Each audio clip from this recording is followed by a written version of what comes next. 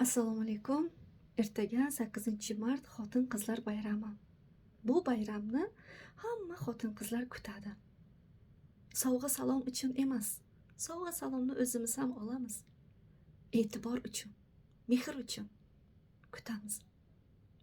O'ylab qarasam, 36 yoshga kiribman. Umrimning teng yarmini, 15 yilini, ya'ni eng gullagan vaqtimni, davrimni musofirchilikda, ya'niki mardikorlikda o'tkazibman.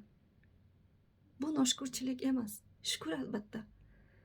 Xudoyim rizqni qayerga sochsa, bandasi o'sha yerga borib rizqini terarkan. Halol mehnat qilib, shuncha yil umrimni musofirchilikda o'tkazdim. Albatta, halollikni o'rgatgan, meni shunday qilib tarbiyalagan otamga rahmat. Meni otam nonvoylik qilib, issiq tandirga kirib, yonib turgan olovga kirib, non yopib, halol yedirdilar. Halol o'stirdilar. Halollikni o'rgatdilar. Ming bor, million, milliard bor rahmat aytsam ham otamga oz. Shu yoshga kiribman, hali biron marta otamning nomiga yomon otliq nom keltirmadim. Kim meni ko'rsa, otangizga rahmat, padaringizga rahmat Gulshanoy deydilar shu vaqtgacha. Chunki meni otam loyiq shunga. Bundan keyin ham ruhlarini shod etib rahmatlar keltiraman degan umiddaman. Men oxirgi yillarda insonlardan ancha uzoqlashdim. Atrofimda eng yaqinlarimni qoldirdim, insonlardan uzoqlashdim. Salom alik va xayr. Umrimni ilm olishga, adabiyotga berdim. Musofirchilikdan unumli foydalanib, mana 8 yildirki o'qib ilm olyapman. Kollejni tugatdim, universitetga kirdim. Xudo xohlasa yaqinda oliy ma'lumotli diplomimni olaman.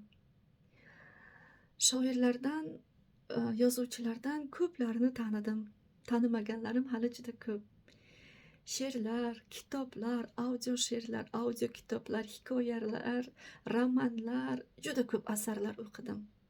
Juda ko'p. Adabiyot meni ko'zimni ochdi. Oq, qora, yaxshi yomonni o'rgatdi. Baribir ayol zoti ko'nglida o'kinch bo'larkan. Qiynalganlarimni, yiqilgan, qoqilganlarimni eslab bir o'kinch bo'ladi, lekin yana ham o'zimga kuch topib, motivatsiya topib, boshimni ko'tarib, mehnat qilishga davomli bo'lib ishga yuguraman, mehnat qilaman. Xullas, shoirlardan men Malika Tavfiqning she'rlarini juda yaxshi ko'raman. Juda yaxshi ko'raman. Sevib o'qiyman. Malika Tavfiqning Mardikor qizga degan she'rlari bor. Har shu she'rni o'qiganimda ko'zimning o'ngida o'zimning hayotim o'tadi.